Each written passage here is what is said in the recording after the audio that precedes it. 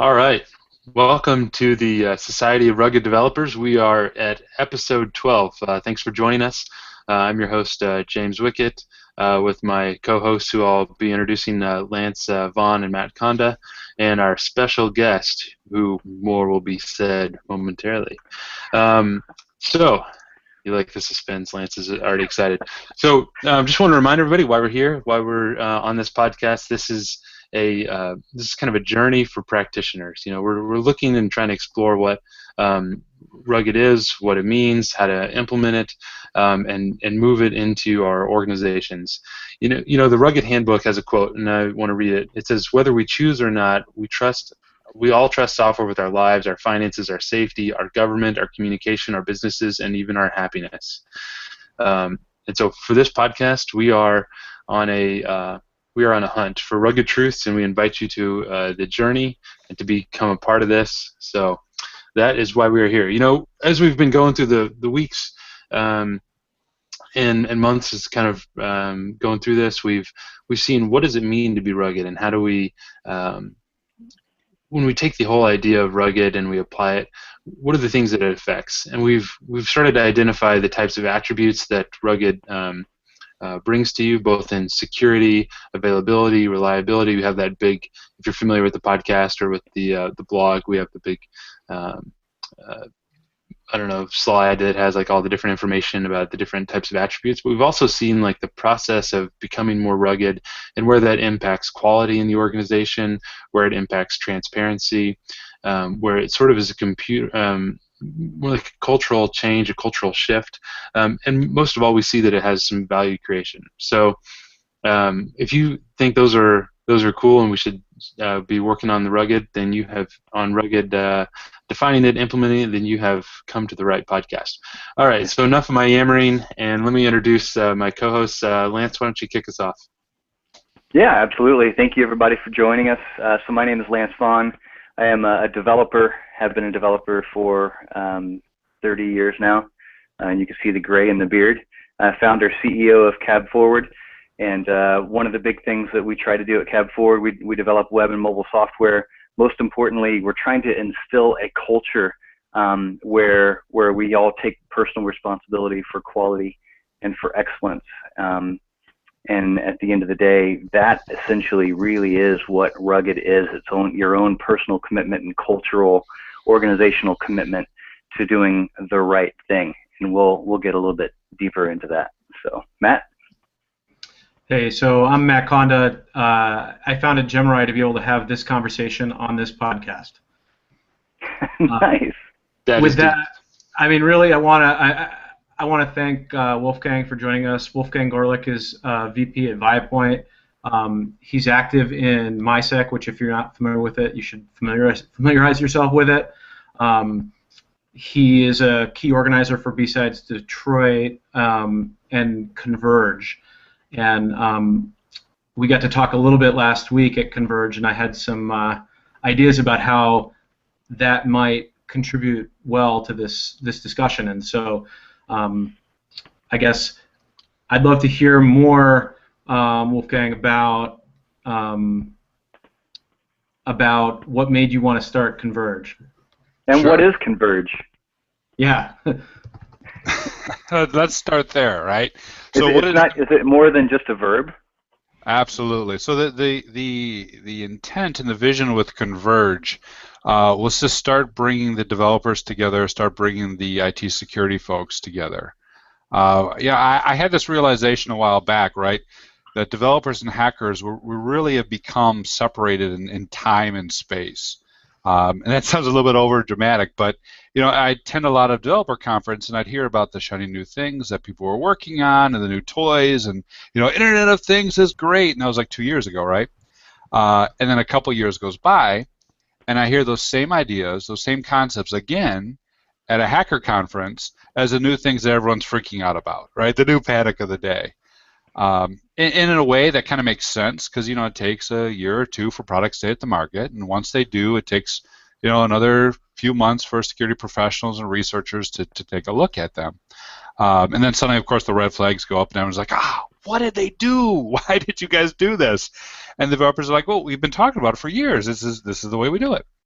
And so we started peeling that back and realizing that, what we see at a community level is also what we see at the organizational level. Developers stick with their department, security team sticks with their team. Both sometimes start throwing stones at each other.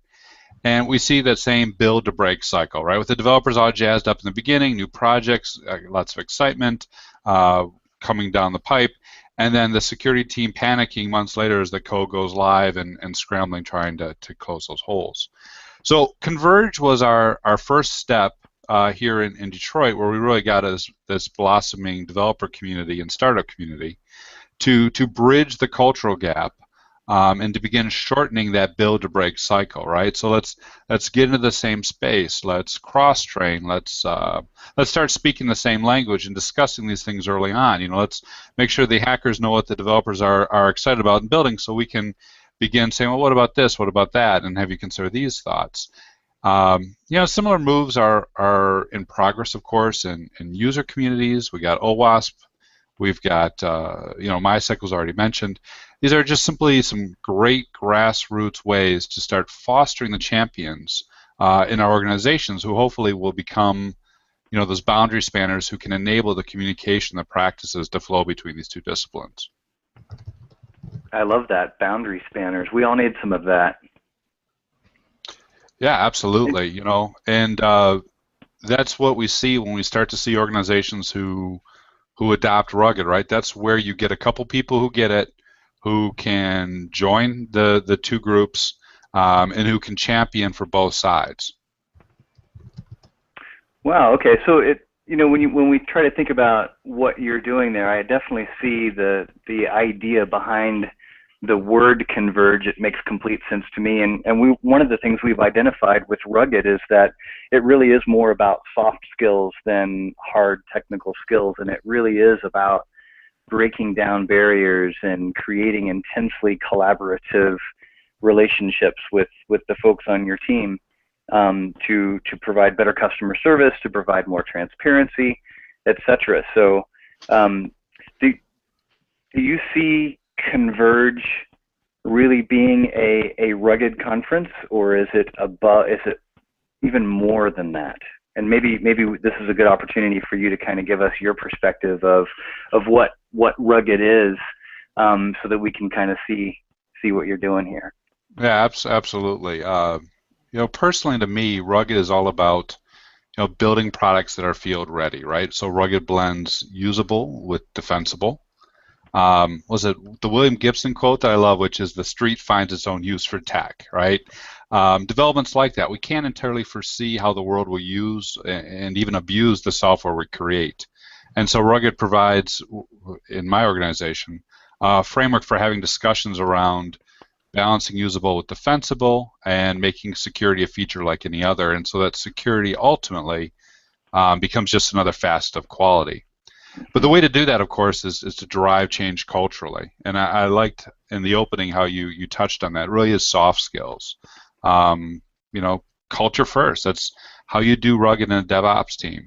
Culture first is how you do it in an organization. And with Converge, the goal is to change the culture first. How can we blend these cultures? How can we roll back the siloing of these disciplines? And how can we really foster and further the collaboration and mutual respect? So I helped start LastCon, which is a conference down here in Austin, and some of our goals are similar in how Converge is set up, right? We try to boundary span between security folks and developers and operations. We have a rugged DevOps track, and we've done this. I wanted to hear Wolfgang, because I have my kind of preconceived notions on how some of this works out, at least kind of where we are in history of computing, right? But how have you seen this work both in the security side of the house and the developer side of the house? Do you see people open to the idea of Converge, and how's it worked? Do you see kind of that boundary spanning naturally happening, or is it kind of a forcing thing? Or people like, why are we doing this? How's that happened? Sure. So at the conference, we naturally reached out to people who were already engaged with OWASP Detroit and who are already security conscious. So we brought in a lot of champions. We also had some good case studies of people who, from a developer perspective, helped create a security program, and the flip side, from a security perspective, who helped work with the developers to build SDL. So we had some good talks around that. We had some good talks around quality, how to measure quality, how to do test-driven development and extend test-driven development to not only do feature and functionality testing, but also security testing. We're all on this podcast for a reason. We know it's going to be a long road to hoe, but it's a good step forward, I think. What was the reaction to Converge? Did people? What did you hear? And did it meet your goals? It met my goals. It met my goals for getting the groups together and the conversation started. It met my goals for getting some great talks out there. I mean, we had some fantastic keynotes.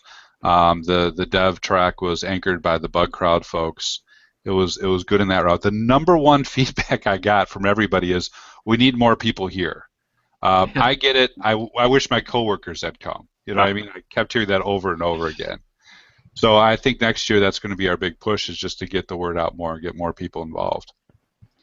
Well, and that's an interesting sort of cultural challenge, because, I thought about that, because I was there, and I thought, well, who can I bring? And unfortunately for me, the developers that I tried to bring were coming from Chicago, so it was a hard sell. But it'd be interesting to see. One thing I'm excited about in Rugged and Converge and kind of across the organizations I'm involved with is trying to find ways to outreach to developers and other people to get them to bring the discussion together. Mm-hmm. So if there's something, I mean, this is a little off topic, but if there's something I can do next round to try to help do that, that'd be awesome. I'd love to help explore those ideas. All right, we all heard he just volunteered, right? That gives me carte blanche. Locked in. This is recorded for reference in the future, so perfect. Locked and loaded. So you actually, on a side note, I will say that the MySec community is pretty amazing. I came up there and you guys totally took care of me, and I felt like one of the group, and I really just was comfortable and enjoyed it, and engaged and really challenged. So it was great. I keep thinking about one of the talks that you gave where you were talking about, you just sort of mentioned in passing Rugged with these two different teams and how the responses were so different. Sort of the first one said, oh yeah, that's awesome, we totally want to be Rugged, we get it, yeah, we buy in. And the other one said, wow, why are you getting involved in my business? We're already doing all the stuff that we should be doing. And what gives you the right? Yeah. I thought it was a pretty interesting comment. I would love to hear more about that story or further comments if you have any, because that just really piqued my interest. Sure, absolutely. So rolling back, my last organization was a financial services firm, and I was responsible for a DevOps team and a security team. And I rolled out Rugged to my DevOps team, and it went over very well, surprisingly well. It became actually like a touchstone in the cultural change we were making as we're modernizing how the two teams were working together. And so I was explaining Rugged to a peer of mine, right? So same role, same industry, same geographical region, pretty much same everything, right? I mean, all the guys know each other. And so he takes this Rugged idea to his organization, and he's explaining it and attempting to replicate my results. And it fails, right? He gets that pushback. He's like, we already know this. We already do this already. What's the deal? And that difference between our success and their failure was one of the data points that led me to dig deeper into what I was talking about at Converge, which is effectively stakeholder management, right? So putting that aside for just a minute, my talk at Converge was story-driven security, which is effectively leveraging story-driven development, that same concept, to build and accelerate a program, right? So driving change as a management practice is really what software developers excel at. So what can we learn from that and apply it to the security space? So with software, it's all about the user, right? And with security, likewise, it should all be about the user or the stakeholder. So if we return to a minute to why Rugged succeeded for us, and failed in a very similar organization, it's the same question of, why does some metrics work in one team and fail in another, or why does a story work in one team and fail in another? What is the commonality? And that commonality really is the stakeholder. You tell the right person the right story at the right time, you get buy-in and amazing results. Get the story, person, or timing wrong, you get pushback and you get resistance. So, Rugged with my team succeeded because it was in line with our overall strategy, required additional little effort, and didn't really increase our costs or complexity, and it really ultimately resonated with my team and our personal brands, right? We wanted to build good quality products. We wanted to be rugged. We wanted to be reliable. We wanted to be craftsmen putting out high quality products. And by positioning Rugged in that way, it was additive in line with, who we saw ourselves as being and what we expected from ourselves. And so it got done. Do you think that because DevOps has recently gone through this, I think that security as a whole is kind of like 5 years behind where DevOps behind DevOps right now, right? And his sense of adoption, I think Rugged has the ability to kind of merge some of this. Those are just my personal opinions, though. But I do see that people that are in like DevOps style organizations, they are more interested in the idea of the rugged messaging, the rugged branding, and thinking about it this way because it so mimics a lot of the DevOps ideals and principles and practices, but just with an additional add-on of security focused and making that part of it. Because I think when you're looking at the audiences, do you feel that one audience in those two, one audience is more predisposed to being acceptable of any message, no matter what it is, just out of the sense of like they recently have gone through that similar type of transformation in their career? Does that make sense? That's kind of off. Yeah, can you give me a little more color on that question? Yeah, like so your one audience, that you pitched, the rugged, they were cool with, right? Mm-hmm.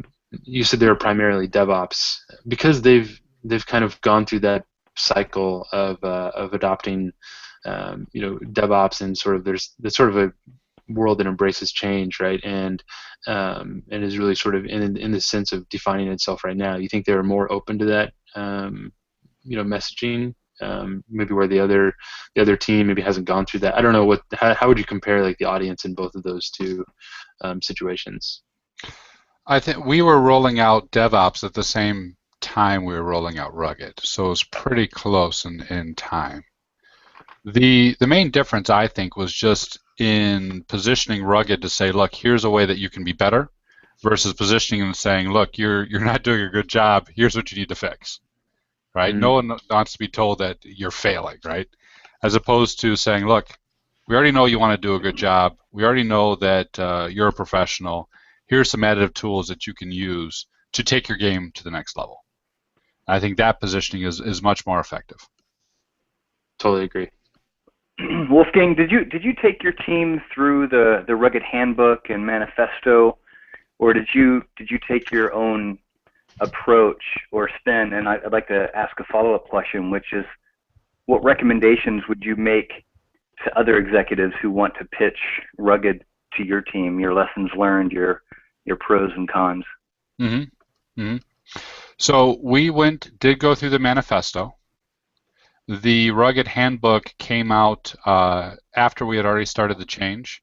So we did review that as it came out, but we started with the manifesto.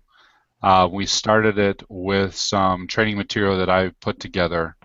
And again, we were tying it up with DevOps. So what is DevOps? What is Rugged? How do these things enable the organization to do what it's going to do? And how does it enable the team to get more done with less stress, less frustration? So what are the benefits? We coached a lot about the benefits, and then what are the tasks that we need to do to achieve those benefits? So a minute ago, you kind of were talking about how important the stakeholders were and the timing, and that struck me. Is there anything we can do to manage that situation a little bit and sort of prime, future stakeholders?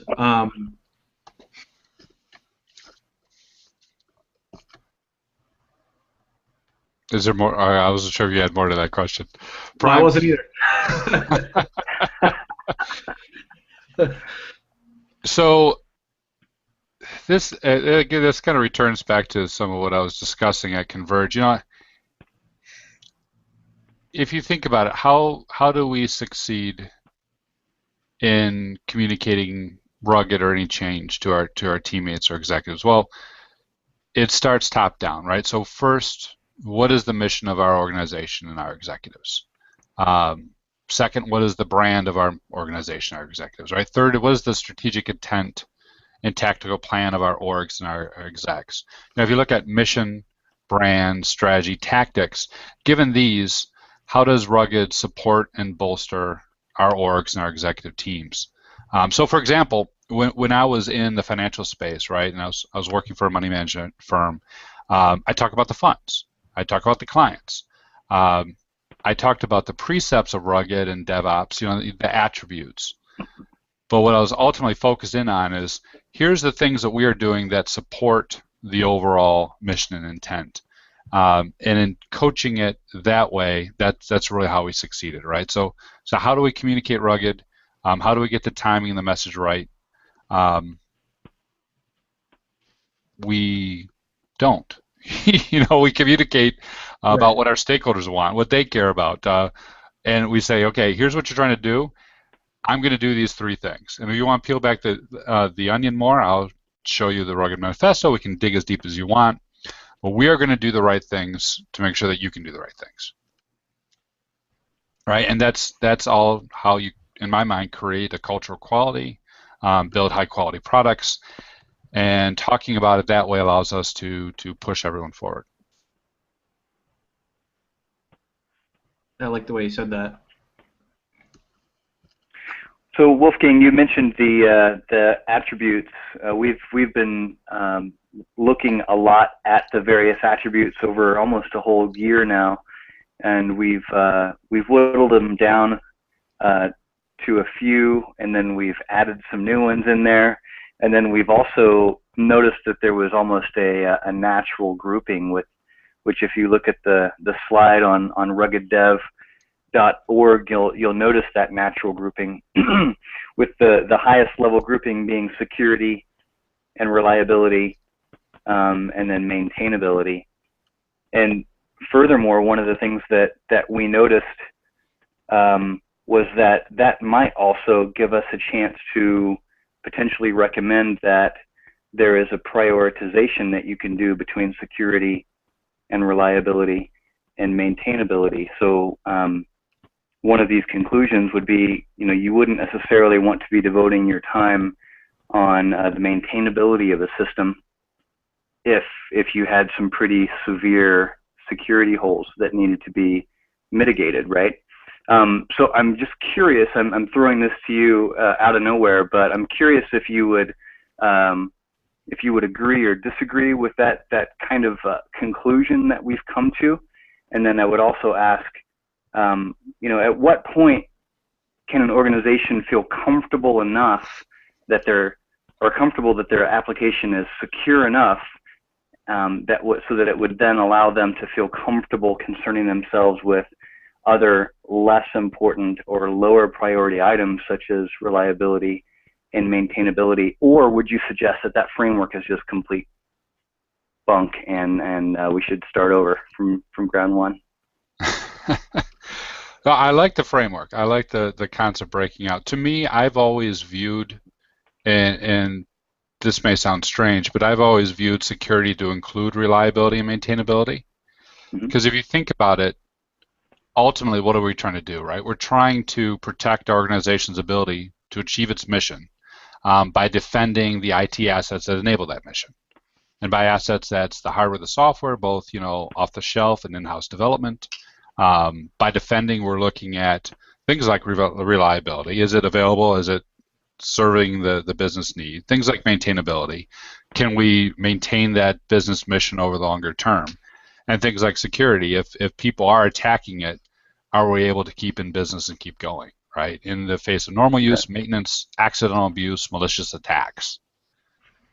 Because from an organization's perspective, right? If the system's crashed or is unavailable, or we roll out a new update and people can't work, that's as big of a hit to the organization as if we had a denial of service or someone took us offline maliciously. Yeah, and I think it's important to realize, like, security has the security community has long, stated that availability is kind of one of the things that they care about, and they do so right in like denial of service and things like that. But availability is like part of the all the documentation that's CIA stuff, the confidentiality, integrity, and availability. Like, we talk about it, but it seems like the security community over the years has really been more concerned with the C and the I and less concerned with the A. But I think it is a natural, it's one of those things we can agree about with the business, right? Because a lot of times security is seen as a cost, and it's seen as a detriment to the organization. It's like not really a value creation. I think one significant piece that I believe strongly about Rugged is that it actually creates value in the organization. As you improve security and ruggedize one component or piece, like, other pieces will be impacted, and hopefully creating value through that. Oh, I would agree. So I'd even argue that like the best commit is the one that bolsters all three of these, right? So with a few lines of code, can we improve security, reliability, maintainability? I mean, that's a win.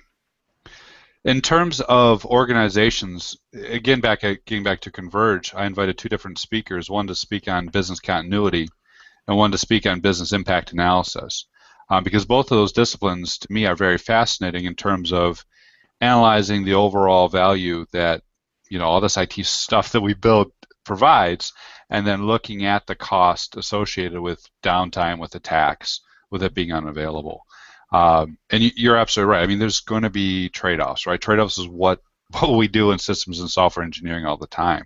So how can we balance these three and make sure that wherever possible, we are perhaps having a little bit less defensibility for more maintainability, or we're having more reliability at the cost of, maybe a little bit more effort's going to be put forth towards maintaining that code base. And these are all the trade-offs we need to make. Yeah, and it's key to engineering this stuff properly, right? Because you're willing to make those trade-offs for different products and different things that you're working on, and you're able to answer. I often find you can answer, maybe like availability through, like, through increasing, reliability or maintainability or something like that. I know it's kind of like abstract way to think about it, but there is there's a correlation when you do something, one of these, like, in a stronger nature, or it's like, well, we have the ability to do multiple deploys a day, we have a really good pipeline, we're willing to risk maybe some code gets out there that we're not super happy with, but we know that the core pieces are tested, and we know that we can roll forward to a new known state or something like that. And it's interesting. That's kind of an example thought up at the moment. That's not the best to prove that point, but I do agree, like, that interlocking between those components really is kind of at the heart of where we need to be sitting with the rugged messaging, right? Definitely.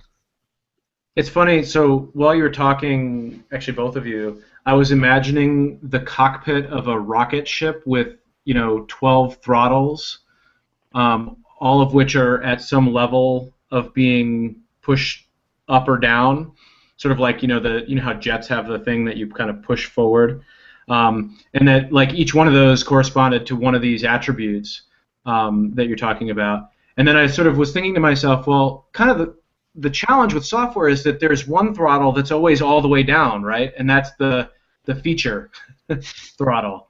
And so part of what Rugged, I think, is doing is just trying to broaden the context of what we're thinking about with those throttles. I don't know if that visualization works for anybody else, but I thought it was kind of a neat one. It totally does, because in the real world, honestly, what we are primarily is resource constrained. If we could, we would burst all 12 of those throttles to 100%, and everything that we did would just be awesome. But the truth is, the more you push forward on 5, then 3 starts to come back, right? Because you have your resource constrained. And that's kind of what I was trying to get at with Wolfgang, and you absolutely answered correctly. But I would suggest to you that, you know, even if you're just a team of 1, where do you start? How do you recognize that the day has finally come when I can look at the longevity of my system, because my system is, quite frankly, secure enough or relatively reliable? So today I need to look at this. It's not a burning pain, but I know in order to be rugged and mature and professional and responsible, I need to at least get to this at some point.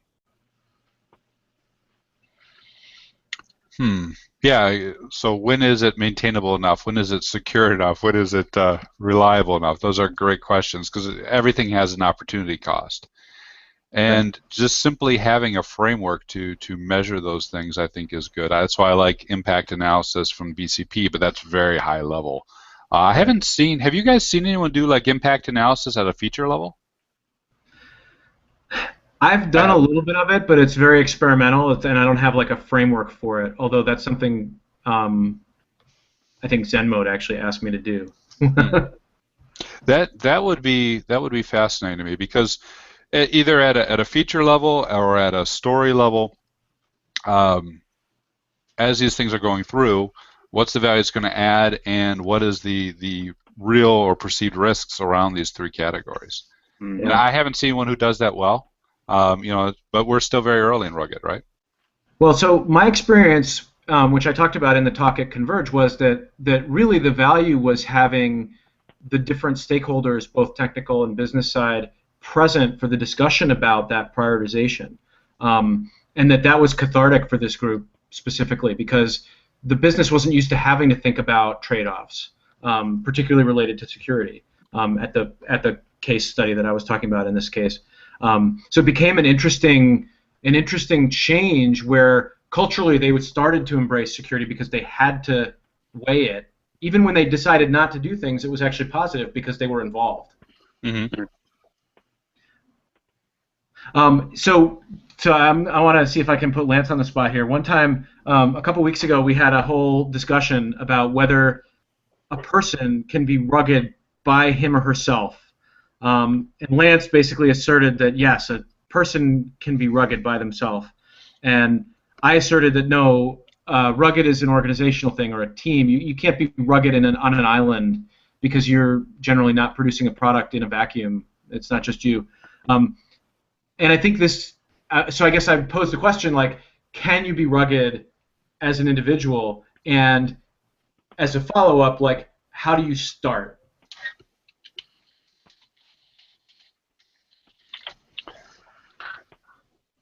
Are you putting Lance on the spot or Wolfgang on the spot?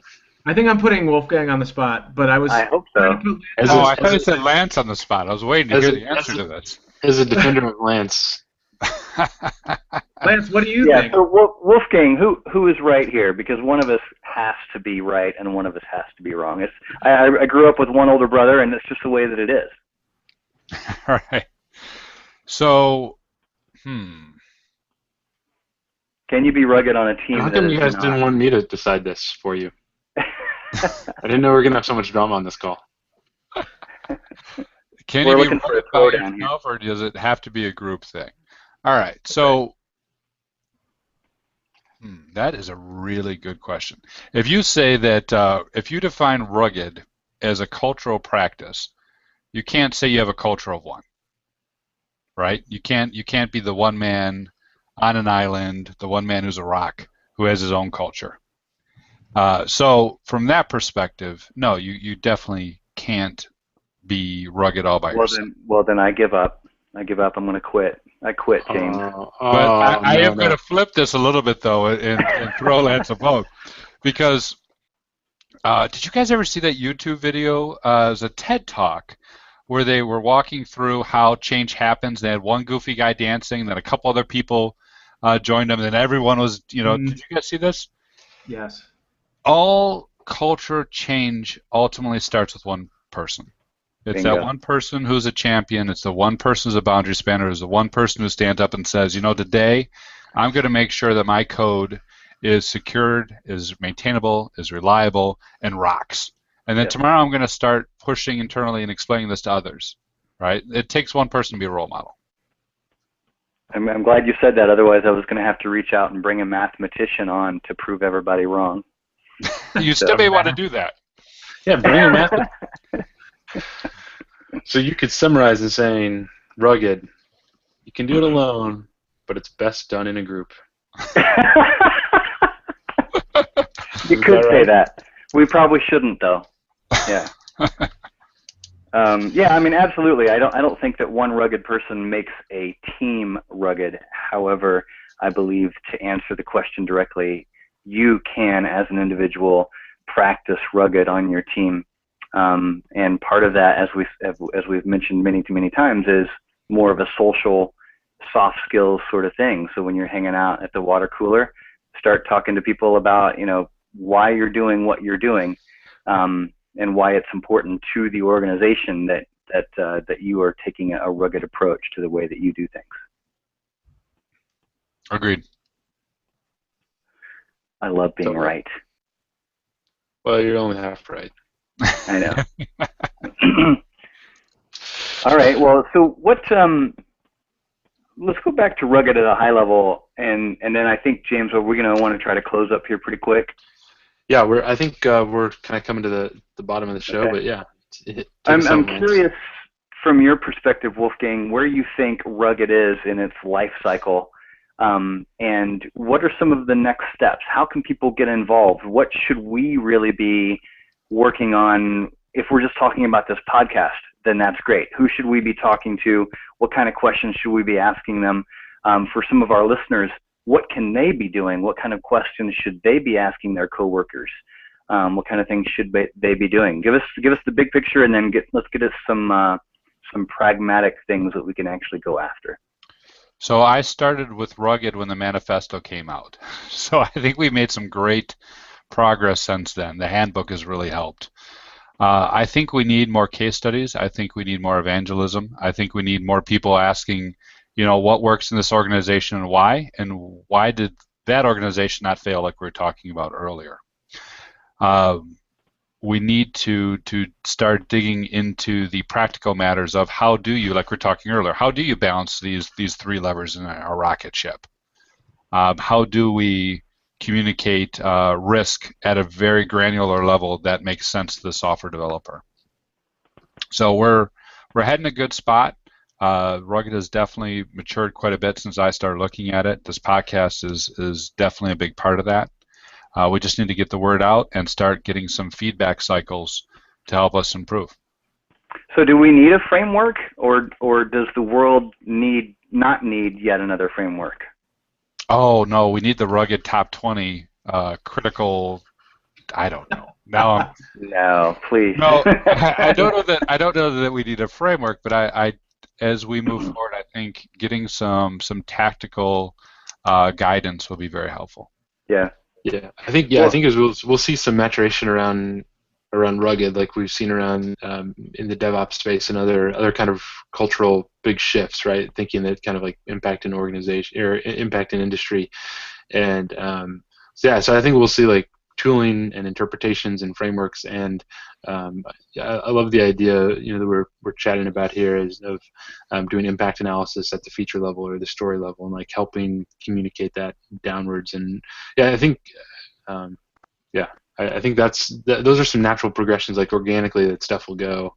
I don't know if we'll definitely build a framework here on this podcast or anything, but well, yeah. So I'm not necessarily suggesting that we need to go out and formalize a framework, but I will share with you, and I've shared this with you, Matt, and you, James, but as I have spent these months learning the attributes and coming up with my own definition and grouping them, I felt like I came up with a bit of a hierarchy in my mind, and that hierarchy may be flawed because I don't have a security background. And it more than likely is extraordinarily subjective, and but it does give me a lens through which I can examine a problem.